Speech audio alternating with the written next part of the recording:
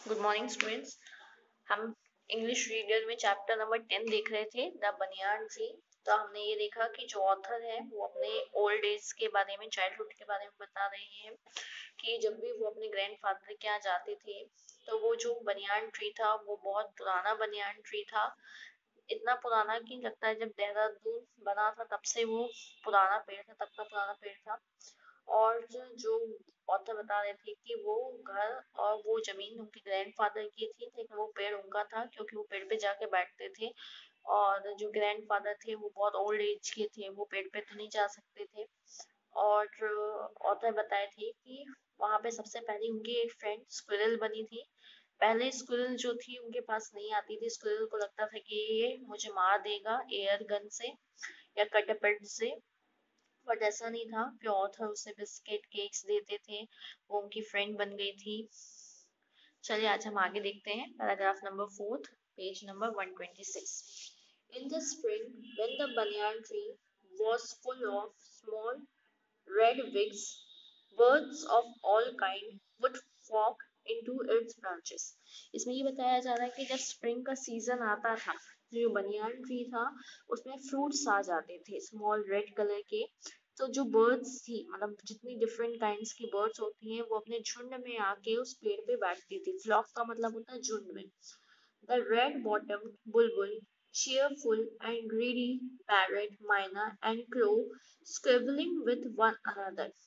उसमें ये बताया जा रहा है कि जितने डिफरेंट काइंड्स की बर्ड्स होती है, बुलबुल हो गई, पैरट्स हो गए, मायना हो गए, क्रोज हो गए, ये सब पेड़ में आके बैठते थे और एक दूसरे से लड़ने लग जाते थे। स्क्वेबलिंग का मतलब होता है झगड़ा करना। During the fig season, the banyan tree was the noisiest place in the garden। Fig का सीजन मतलब होता है अंजीर। फिग मतलब जब अंजीर उसमें आती थी तो बनियान ट्री जो होता था वो इतना नॉइजी बन जाता था क्योंकि वहां पे सब जितने बर्ड्स एनिमल्स थे सब आके बैठने लग जाते थे और एक दूसरे से सब लड़ते थे। During the fig season, the time when the figs appear, मतलब वही जब फ्रूट्स आता था उस पेड़ में, तब वहां पे बहुत ज्यादा लड़ाइयाँ होती थी, बहुत ज्यादा बर्ड्स की आवाज आती थी। Paragraph number 5. Halfway up the tree, I had built a crude platform where I could spend the afternoon when it was not too hot। तो इसमें ये ऑथर बता रहे हैं कि पेड़ के आधे हिस्से में, आधा थोड़ा सा ऊपर जाएंगे तो वहां पे उन्होंने एक रूम टाइप का बना लिया था, एक प्लेटफॉर्म बना लिया था जहां वो अपनी दोपहर काटते थे। जब जब वहां पे जब मतलब ज्यादा गर्मी भी नहीं रहती थी तब वो वहां बैठते थे।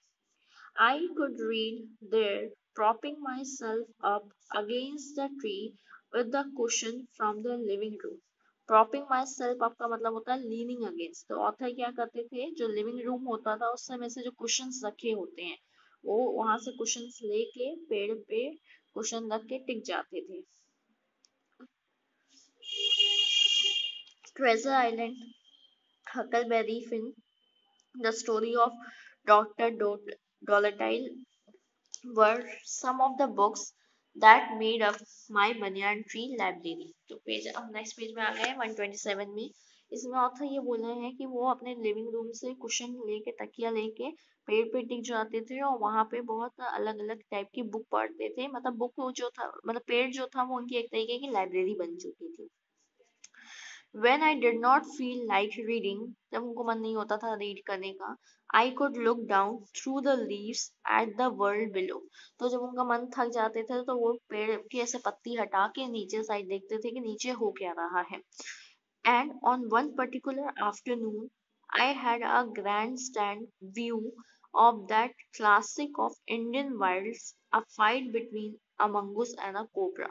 तो एक दिन की बात है, वो बता रहे हैं कि दोपहर के टाइम में जब उनका मन नहीं लग रहा था तो वो नीचे देखे तो उन्होंने ये देखा कि वहां पे एक मंगूस और कोबरा की, मतलब जो स्टोरी वो सुने थे, जो स्टोरी फेमस थी, वो उनको देखने को, लाइव देखने को मिल रही थी। देखिए, ग्रैंड स्टैंड व्यू का मतलब क्या होता है, a clear view from the best position, मतलब आप सही जगह बैठे हो और आपको पूरा दिखाई दे रहा है।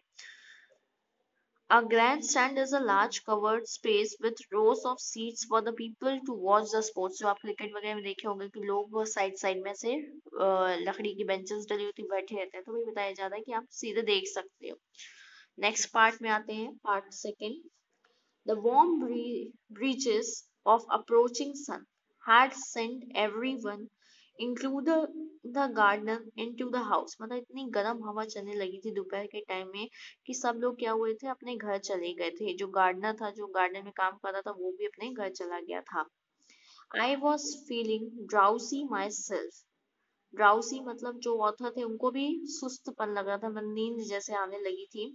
Wondering if I should go to the pond and have a swim with Ramu and the buffaloes. जो ऑथर थे वो पॉन्ड में नहाने के, तालाब में नहाने का सोच रहे थे, किसके साथ, रामू और बफेलो के साथ। When I saw a huge black cobra gliding out of a clump of cactus, जब उन्होंने देखा कि जो कोबरा है वो कैक्टस के पीछे छुपा हुआ है, वहां से निकल के आ रहा है। ग्लाइडिंग का मतलब होता है मूविंग स्विफ्टली, स्मूथली। क्लम्प का मतलब होता है ग्रुप ऑफ बुशेस और ट्रीज, मतलब बहुत सारे कैक्टस के पीछे से वो निकल के आ रहा था। At the same time, a mongoose emerged from the bushes and went straight for the cobra. फिर उसी टाइम पे दूसरी जगह से मंगूस भी पेड़ों के बीच में से, झाड़ियों के बीच में से आया और कोबरा के पास गया। Emerged का मतलब होता है came out. Clearing का मतलब होता है an open space in a forest where there was no trees. Clearing का मतलब होता है जहाँ पे कोई भी पेड़ ना हो, खाली जगह। In a clearing beneath the banyan tree in bright sunshine, तो इसमें ये बताया जा रहा है जो बनियान ट्री के नीचे जो जगह थी वो खाली थी, मतलब वहाँ पे कोई पेड़ नहीं था और धूप बहुत अच्छा था। They came face to face, मतलब वो कोबरा और मंगूस जो थे एक दूसरे के सामने आ गए थे। The cobra knew only too well that the grey mongoose, 3 feet long, was a super fighter, clever and aggressive. जो कोबरा था वो बहुत अच्छी से जानता था कि जो मंगूस है ये बहुत अच्छा लड़ सकता है, क्लेवर है, एग्रेसिव है, भले ही 3 फीट का हो। But the cobra too was a skillful and experienced fighter. लेकिन जो कोबरा था वो भी बहुत experienced fighter था। He would move swiftly and strike with the speed of light. मतलब जो कोबरा था वो भी बहुत जल्दी एक जगह से दूसरी जगह मूव कर सकता था, जैसे लाइट की स्पीड होती है उतनी इसकी स्पीड थी।